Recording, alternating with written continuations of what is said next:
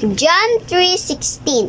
For God so loved the world that He gave His only begotten Son, that whosoever believe in Him will not perish but have everlasting life.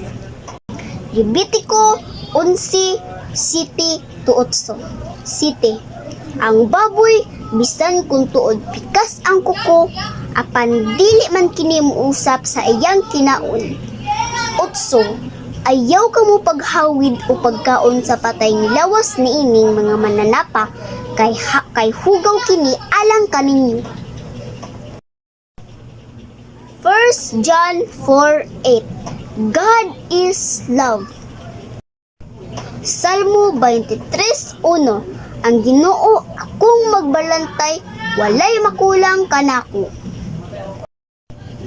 Ephesians 6:1.